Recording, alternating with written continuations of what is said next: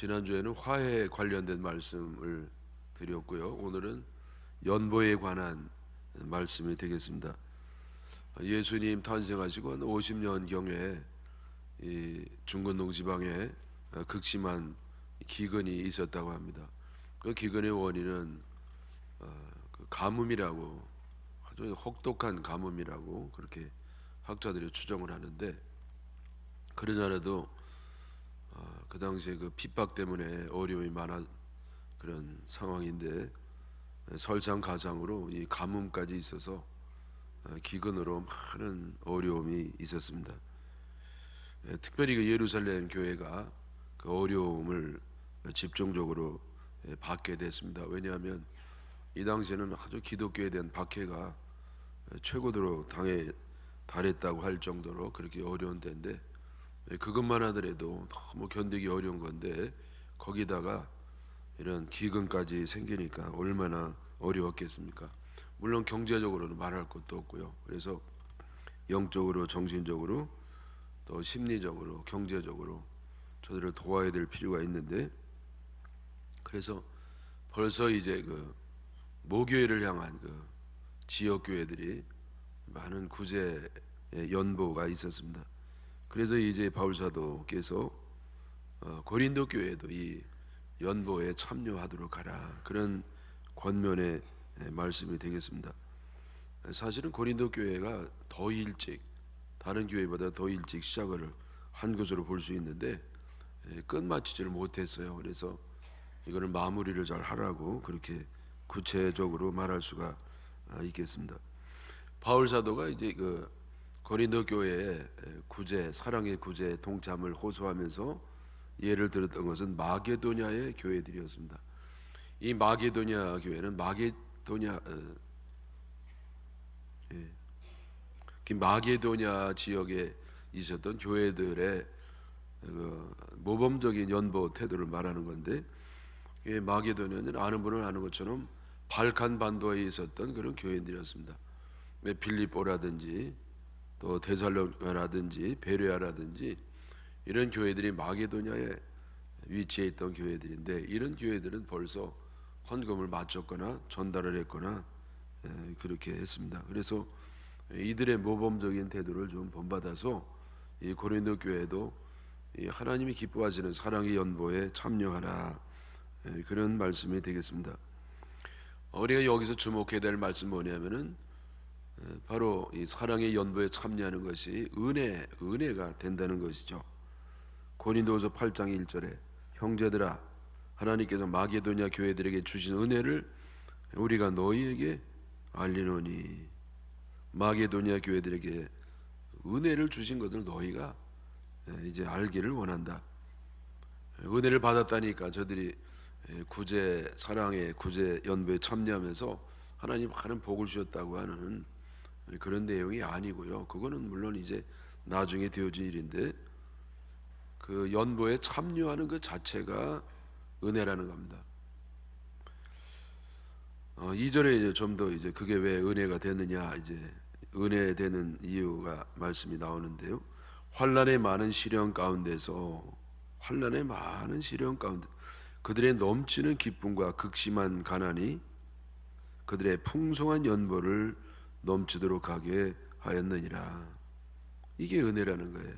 그러니까 환난의 많은 시련 가운데서도 넘치는 기쁨이 있었던 것, 그리고 극심한 가난 가운데서도 풍성한 연보가 넘쳤다는 거. 여러분, 환난이 있고 핍박이 있고 어려움이 있으면요, 신앙이 위축될 가능성이 높습니다.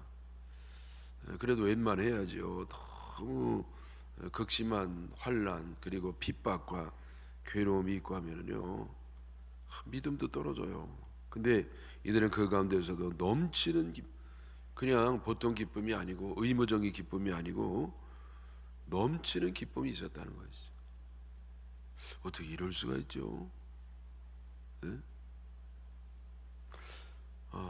여러분, 어떤 문제가 있으면 문제를 붙잡고 있는 가운데 그 문제를 해결하시는 주님을 못 볼 수가 있습니다. 또 환난이 너무 심하면 환난 가운데 더 크게 부어오시는 주님의 은혜가 있는데 그 은혜를 모를 수가 있어요. 근데 이 교인들은요, 역사도 짧고 아는 것도 부족하고 한데 어떻게 이렇게 그 가운데서도 넘치는 은혜가, 기쁨이 있었을까요? 그것은 여러분이 아마 이제 짐작을 하겠습니다만은 그 환난 가운데 더 크게 부으시는 주님의 위로를 저희들이 느꼈기 때문에 그렇습니다. 여러분, 우리가 주님의 위로를 언제 느낍니까? 이 세상에 편안하고 잘 살 때가 아니라 환난이 극심하고 피곤하고 힘들고 괴로울 때 우리를 위로하시는 주님의 그 한량없는 사랑을 체험을 하게 됨을 믿습니다. 범브란트 목사님이요, 18년 동안 옥살이하고 수무탄 고문을 당하고 그러면서도 거기서 이제 해방이 될 때, 감옥에서 나오게 될 때 오히려 서운했다는 겁니다. 왜 그럴까요? 왜냐하면 하나님 위로 넘치 은혜를 그 안에서 체험을 했는데 이제 그런 은혜가 이제 더 이상 받지 못하는 게 아닌가, 이런 생각 때문에 서운했다는 거예요. 여러분, 그 감옥이 편안했던 게 아닙니다. 그 고문 가운데 똥을 먹는 그런 고문이 있었대요.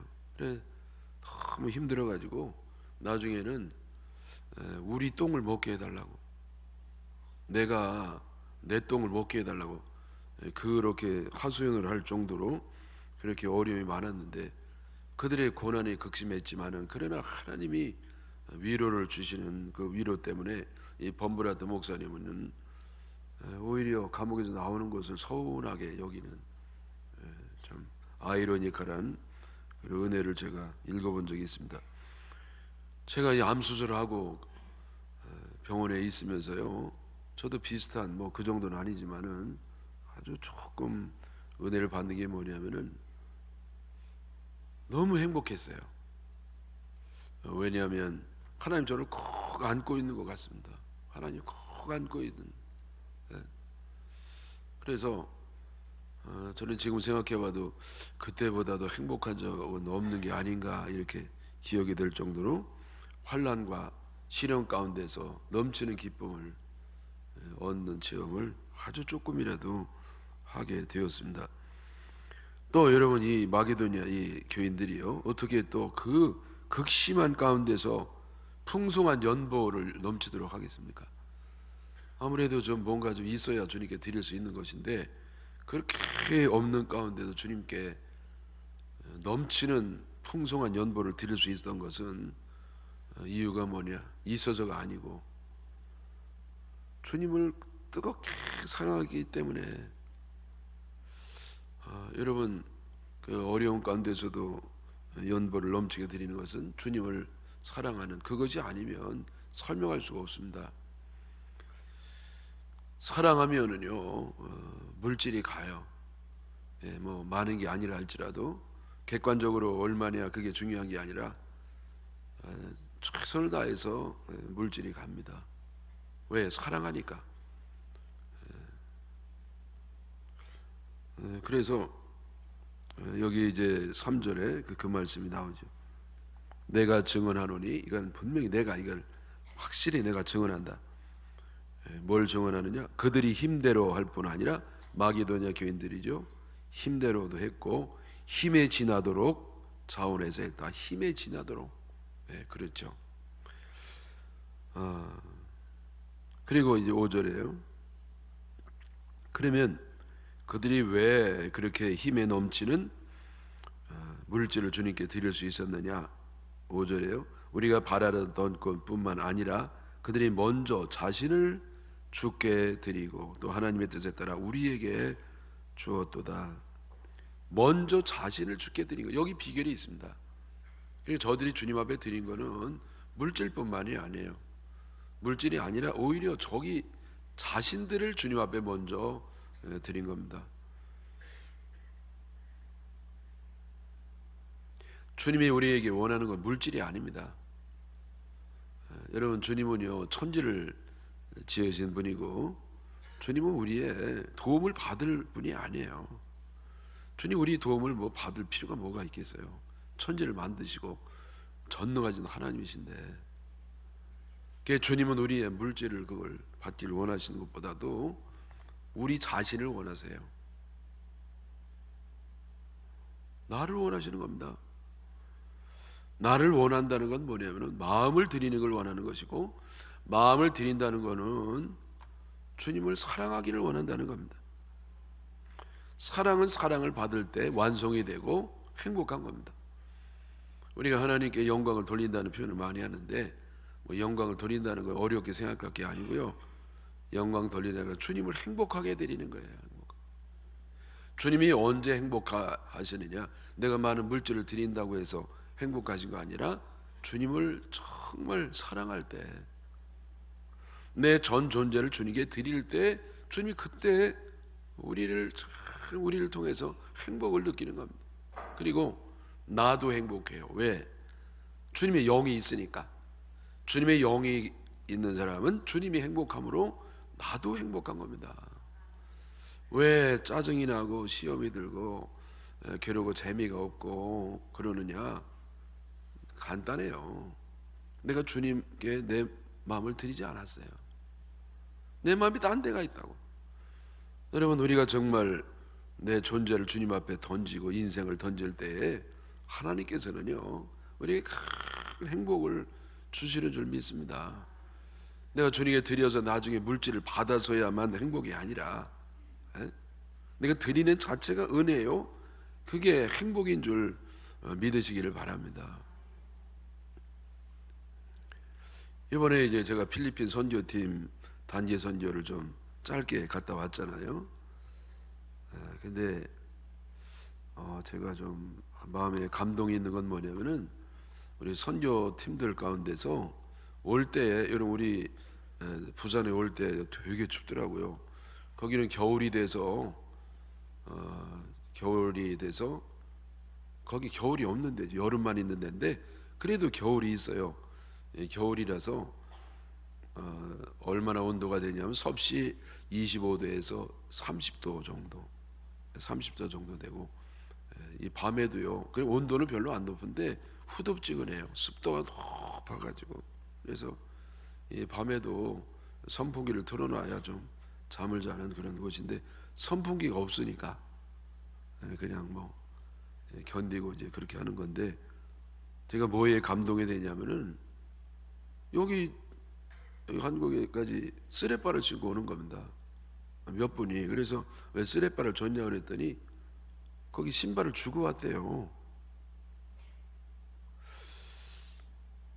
그래서 참 예수님이 따로 안 계시구나. 이들 마음속에 예수님이 계시는구나. 제가 거기에 이제 감동이 된 겁니다. 그리고 그 하라고 해서 하겠어요? 이렇게 하는 것은 정말 주님의 사랑이 그 마음속에 있으니까 주님의 사랑으로 할 수가 있는 거구나. 거기는요, 제일 귀한 것이 신발인 것 같아요. 왜냐하면 그 섬이 올랭고 섬에서 저희들이 주요 사역을 하고 왔는데, 이 올랭고 섬은요, 그 세부 옆에 있습니다. 세부가 있죠. 근데 세부 옆에 큰 섬이 있는데 그 섬이 박탄섬이라고, 그 인터내셔널 에어포트, 그 국제공항이 그 박탄섬에 있어요. 그리고 그 다리를 건너가지고 세부로 갑니다. 근데 우리는 세부 쪽 간 거 아니라 오른쪽 더 아래쪽으로 올랑고 섬이라고 있는데, 거기는 다리가 없고요, 배 타고 한 20분 가야 됩니다. 근데 섬이 쪼만해요. 쪼만한데 사람은 뭐 2만 명 산다 그래요. 그래도 큰 섬이죠. 2만 명이라 사니까. 근데 거기가 화산에 이제 형성된 섬인데 비교적 최근에 만들어진 섬 같습니다. 그 제 추측이에요. 정확한 건 아니에요. 왜 그렇게 추측하냐면은 이 돌들이 너무 뾰족뾰족하고 아주 각이 살아 있어요. 오래되면 그게 이렇게 많이 마모가 되고 그러거든요. 돌도 늙지 않습니까? 근데 이게 막 생성된 그 뾰족뾰족한 돌들이 돼가지고 애들이 막 뛰어놀다가 다치기도 하고, 그러면 제대로 이게 치료도 안 하고 하다 보니까 그것이 후유증이 생기고 염증이 생기고 그러면서 피부병이 많이 피부 질환이 제일 많은 것 같습니다. 그래가지고 이제 제일 중요한 게 이제 신발이 아니겠냐고요. 집사람도 그 미창이 없는 고무신 신은 애를 더러 봤다고 그러게 하더구만요. 그래서 참 저들이 주님 앞에 시간을 드리고 물질을 드리지만은 사실은 저희 자신이 연보구나. 저희 자신이 연보구나. 하나님께 다 드리고 사니까 그게 가능하지 않겠어요? 네. 그래서 먼저 자신을 드리고, 이게 비결입니다. 여러분, 우리가 주님께 기쁨으로 드릴 수 있는 비결이 뭐냐? 먼저 자신을 주님께 드리는 겁니다. 그럼 내 건 없는 겁니다. 다 이게 주님 거죠. 네. 왜 다 주님께 드리냐? 주님이 다 나에게 주셨으니까. 예수님을 주셨죠. 하나님은요 자신을 주셨는데, 사실은 자신보다도 자신의 하나밖에 없는 아들 예수님을 아낌없이 주셨기 때문에 이제 우리 차례예요. 그러면 나도 다 자신을 드리면 주님이 너무 행복해 하시고, 또 우리도 너무 행복한 줄 믿습니다. 뭐 주님이 우리 뭐 적금을 깨라, 뭐 재산을 처분하나, 그거 아닙니다. 내가 내 자신을 다 이제 드러놓고 살 때 거기에 참 자유와 행복이 있는 줄 믿습니다. 이들이 왜 극심한 가난 속에서도 하나님께 풍성한 연보를 드릴 수 있었는가? 거기에 대해서 이제 설명을 하면서 말씀을 드리는 겁니다.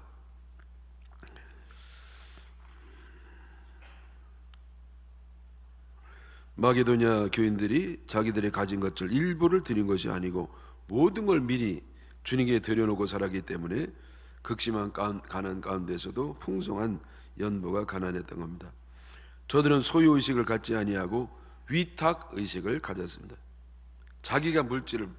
물론 자기가 물질을 갖고 있었지만은 그것을 자기가 만든 것이 아니고 하나님께로부터 맡아서 관리하고 있다고 하는 믿음을 가졌던 것입니다. 이걸 청지기 관점이라 그래요. 여러분, 내가 모든 걸 갖고 있지만 그건 내 것이 아니라 하나님이 나에게 주님의 뜻대로 사용하도록 맡긴 것이다, 그런 것이죠. 왜 우리가 물질을 드리면서도 아까우냐? 내가 벌었다고 생각하니까. 내가 이거 어떻게 본 건데. 여러분, 이 성도들이 이 물질을 버는 거를 제가 좀 엿보면은요, 참 이게 힘듭니다. 되게 이 남자들이 잘 못 쓰고 여자들이 그래도 잘 쓰는 편이더라고요. 왜냐하면 벌 때 이게 어떻게 버는 걸 몰라요.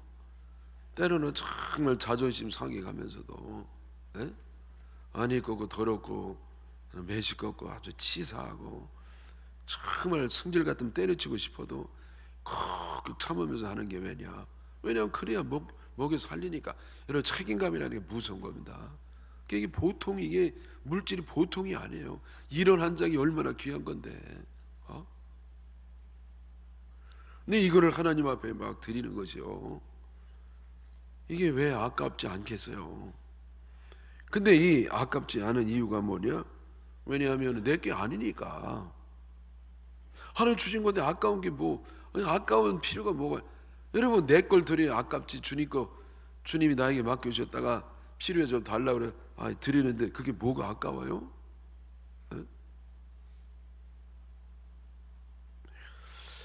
내가 벌었다고 생각하고 내 거라고 생각하니까 아까운 겁니다. 그러나 이건 내가 번 것도 아니고 하나님이 나에게 벌도록 생명도 주시고 건강도 주시고 시간도 주시고 또 그걸 지켜주시고 보호해 주시고 다 주님 거라고 생각하면 여러분, 아까운 거 하나도 없고 그저 감사할 것밖에 없는 줄 믿습니다. 여러분, 주님이 나에게 다 이거 맡기신 걸 믿으십니까? 아멘 안 하시네요. 응? 여러분, 내가 정말 벌어가지고 이제 일평생 좀 이제는 그동안 벌었으니까 너무 땀 흘려서 고생했으니까 앞으로는 편안하게 좀 엔조이하면서 인생을 살아봐야 되겠다. 근데 그것도 주님이 허락하셔야 되는 겁니다. 어느 부자가 그냥 평생 먹고 남을 돈을 벌어가지고 창고를 짓고 거기 곡식을 넣어놓고, 자, 이제 내일부터 좀 엔조이하면서 편안하게 나도 좀 살아봐야 되겠다. 근데 어리석은 자야, 내가 내 생명을 오늘 밤에 데려가면 그것이 누구 것이 되겠느냐. 하나님이 허락하셔야 되는 겁니다. 내가 살아서 사는 것이 아니라 하나님이 살려주셔서 사는 것이고, 내가 애쓴다고 버는 것이 아니라 하나님이 은혜를 주셔야 벌리는 줄 믿으시기 바랍니다. 꼭 붙잡고 있다고 내 것이 되는 게 아니고 하나님이 붙잡아 주셔야 내 것으로 보존이 되는 줄 믿습니다. 여러분, 이 독일의 이 남동쪽에 휘첸이라고 하는 아름다운 소도시가 있어요. 거기에 외곽에 노인슈바인슈타인 성이라고 해서 백조 성이 있습니다. 근데 그 성이요, 세상에서 가장 아름다운 성 가운데 하나라서 월트 디즈니사의 로고로 그 성이 배경이 모델이 된 겁니다. 근데 거기 찰스 왕이요, 그거를 수십 년 졌는데 정작 본인은 수고만 했지 그 안에 살지를 못했다는 겁니다. 두 가지 설이 있는데, 하나는 정적이 그를 암살했다. 또 하나는 정신 이상에 걸려가지고 앞에 있는 호수에 그냥 자살에 빠져 죽었다. 어떤 게 더 정확한지 모르겠어요. 어쨌든 분명한 거는 자기가 고생만 하고 거기에 제대로 살지를 못했다, 그겁니다.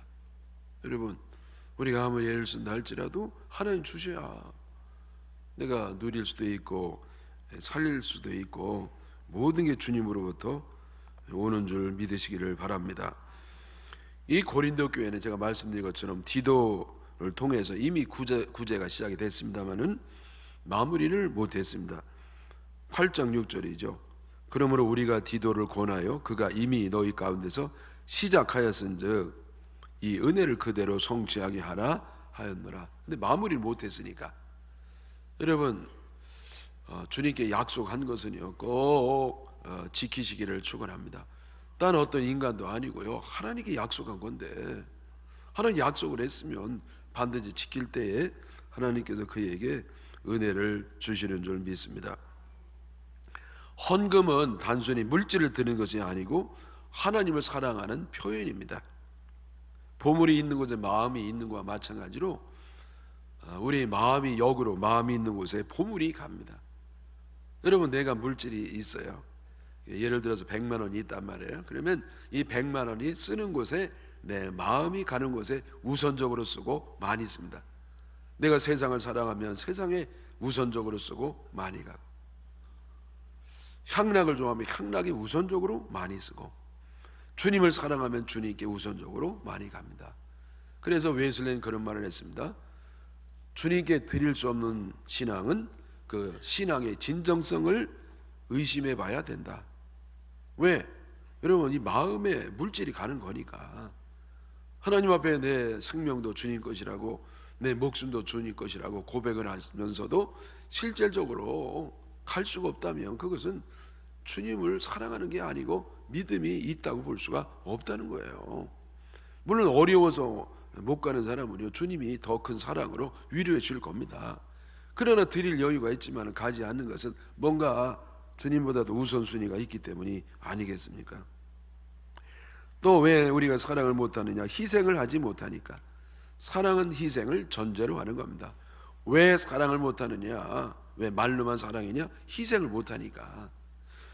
사랑을 하려면 내 것이 손해가 나야 돼요. 사랑은 행복한 게 아니에요. 사실은 불쾌해요. 왜? 내가 좋아하는 것을, 아까운 것을 이제 손해를 봐야 되니까. 그러나 여러분, 그 사랑이 있기 때문에 그 희생과 손실이 기쁨이 되는 겁니다. 우리는 내 것을 손해보면서 이웃에게 비로소 유익을 줄 수가 있습니다. 그래서 예수님은 본래 부유한 분으로서 우리를 부유하게 여기서 일부러 가난하게 되었습니다. 그래서 예수님의 가난 때문에 우리가 부유해진 겁니다. 내가 팔자가 부유해서가 아니라, 내가 능력이 있어서가 아니라 예수님이 가난해지심으로 내가 부유한 존재가 됨을 믿으시기를 바랍니다. 마찬가지로 우리가 불우한 이웃을 돕기 위해서는 뭔가 내가 손해가 나야 됩니다. 희생을 해야 되는데 그걸 통해서 이웃에게 주님의 사랑을 조금이라도 나눠줄 수 있는 줄 믿습니다. 그래서 여기 9절에요. 우리 주 예수 그리스도의 은혜를 너희가 알거니와 부요하신 이로써 너희를 위하여 가난하게 되심은 그의 가난함으로 말미암아 너희를 부유하게 하려 하심이라. 옛날에 우리 선교사들이 이 땅에 와가지고 고생 많이 했습니다. 절반 이상이 죽었고요. 네? 그래서 죽었다는 건 뭐냐면은 그 자연스럽게 살지 못하고 다 중도에 20대 때 30대 초반에 많은 사람이 한국에 와서 병 걸려서 과로로 죽었습니다. 그들이 죽음으로써 우리가 생명을 얻게 되는 겁니다. 그들이 희생했으므로 우리는 풍요로움을 느끼는 겁니다. 공짜가 없어요. 부모님들이 그렇게 희생함으로 자녀들이 성장을 하는 겁니다. 반드시 그래요.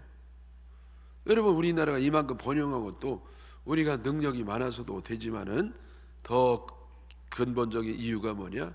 우리나라에 와서 피 흘려 죽은 많은 사람들이 있습니다. 여기 유엔 묘지가 여기 있잖아요. 조감이 있잖아요. 6만 명이라고 하는 젊은이들이 생전 알지도 못하는 그 당시에 미개했던 저거발 그 한국에 와가지고 젊은이들이 꽃을 피워보지도 못하고 죽었기 때문에 우리가 이렇게 오늘날 번영을 이룬 겁니다. 6만 명이라고 하는 젊은이들이 죽었어요. 그 가운데 미국 사람들이 4만 명이 됐고요. 물론 그 묘역을 다 가져갔습니다만은 우리는 덕분에 사는 인생이에요. 무엇보다도 예수님 덕분으로 생명을 얻었고 하나님 덕분으로 이렇게 오늘날 살아가는 줄 믿습니다. 여러분, 이번에 단기 선교팀들이 인도네시아라든지 또 필리핀 같은 데 가서 고생하면서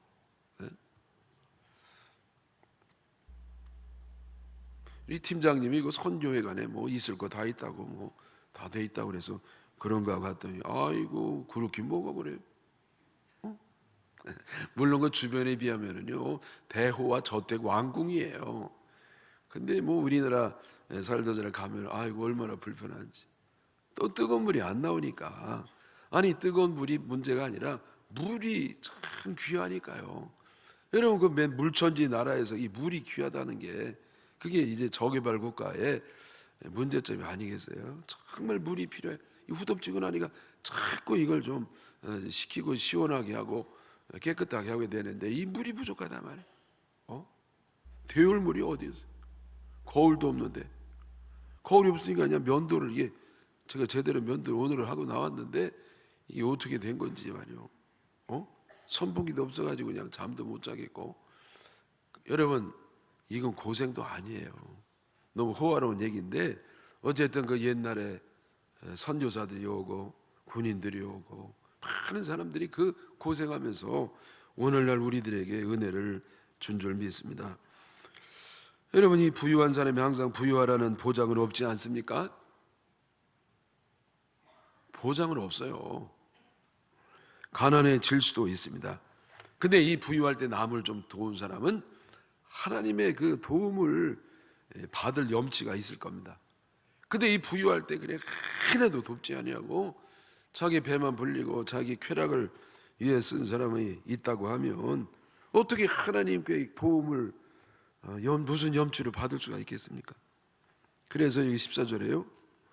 이제 너희의 넉넉한 것으로 그들의 부족한 것을 보충함은 후에 그들의 넉넉한 것으로 너희의 부족한 것을 보충하여 균등하게 하려 함이라. 여러분 우리가 어떤 때는 어려울 때가 있고 어떨 때는 그래 부할 때가 있다고 할 때 부할 때 어려운 사람을 도우라고 부여해졌다는 거예요. 또 이 없다고 해서 또 너무 괴로워하지도 말고 또 그들이 이제 주면 또 너무 안 받는다고 청간지게 하지 말고 내가 줄 때도 있으니까 그냥 기쁨으로 받는 것도 잘 받는 것도 사랑인 줄 믿습니다.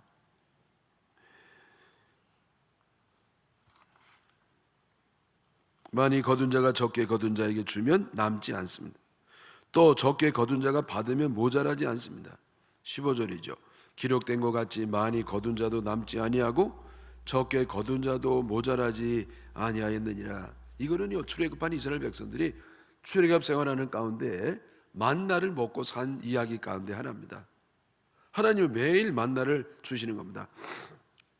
근데 원칙이 있어요. 뭐냐면은 하루치만, 꼭 하루치만 그걸 보관해서 하루에 소비를 다 해야 돼요.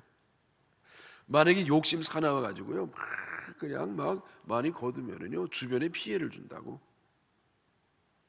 그리고 그게 하루 지나면 썩어요. 하루 지나도 안 썩는 예외적인 경우는 뭐냐면 토요일 날.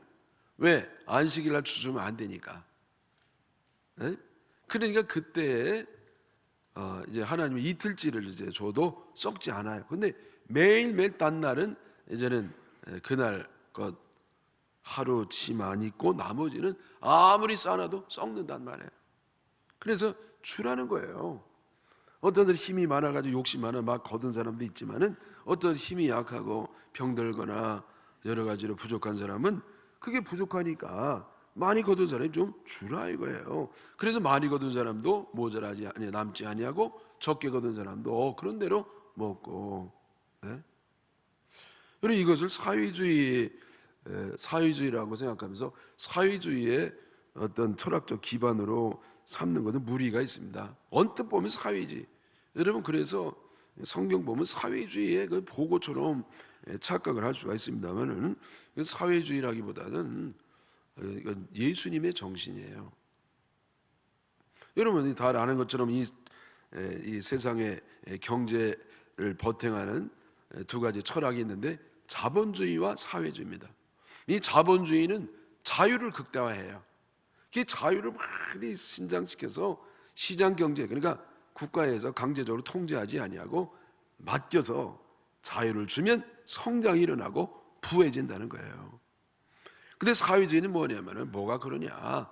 세상에 이 부자가 돼가지고 권력을 가진 사람이 스스로 내놓은 적이 있었냐?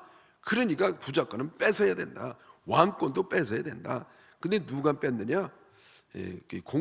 독재자가 강력하게 선의를 가지고 실행을 하는 거예요. 그리고 골고루 다 나눠주면 부자가 한 90% 갖고 가난한 사람은 10% 갖고 다 많은 사람이 나눠가지니까 부자 것만 뺏어도 얼마든지 부자가 된다. 그래서 한 100여 년 해봤어요. 해봤더니 누가 졌느냐? 사회주의가 졌어요. 사회주의가 안 되는 겁니다.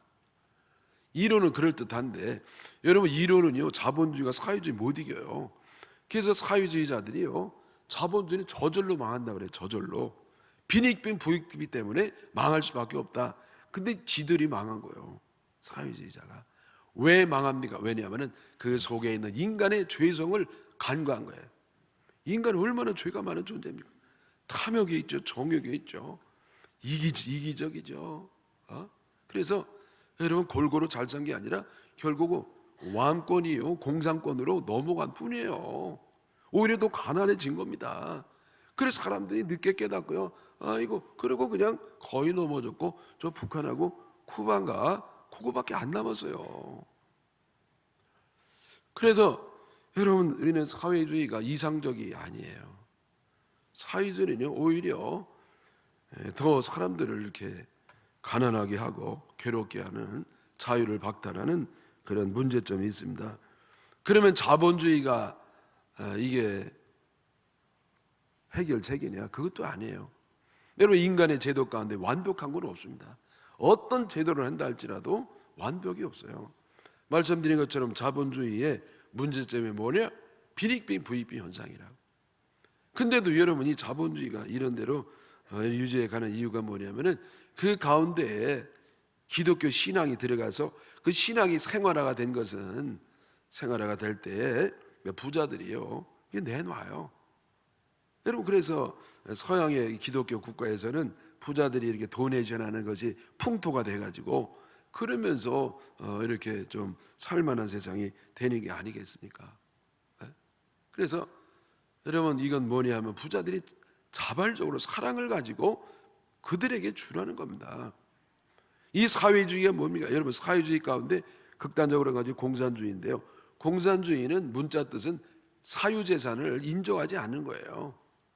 그리고 부자권 뺏으라는 거예요. 미움을 가지고 폭력을 써서 뺏어라. 그거는 여러분 이건 성경과 정반대입니다. 언제 미워하라고 하시고 언제 뺏으라고 그랬습니까? 아니에요. 오히려 부자들이 사랑으로 주라는 겁니다. 그러면 가난한 사람들이 너무 뛰들르고 물러가라고 하지 말고 좀 참아야 돼요. 그리고 행복하게 살면 됩니다. 제가 이번에 그 월남고 섬에 가가지고 사람들을 보면서 느낀 게 뭐냐면요, 소인국에 온 것 같아요. 오랜 동안 가난에 찌들려고 못 먹고 그래가지고 사람들이 뭐 요만해요. 저는 이 시각이 얼마나 편한지 몰라. 한국서 이렇게 올려다 봤거든. 이게 올려보는 게 이게 시각이, 이게 내려다 보면 얼마나 이게 참. 그래서 제가 이번에 키 큰 사람의 그 편안함을 조금 느꼈습니다. 아래로 내려보니까. 근데 이 양반들이 그렇게 가난함에도 불구하고 행복해요. 말지요, 꾸김살이 없지요. 그냥 순수하게 받을 줄 알고. 그게 오히려 제가 더 많이 은혜를 받았습니다. 제가 준 거 하나도 없이 그냥 받고만 왔어요. 치유가 됐죠. 행복하죠. 기쁘죠. 네.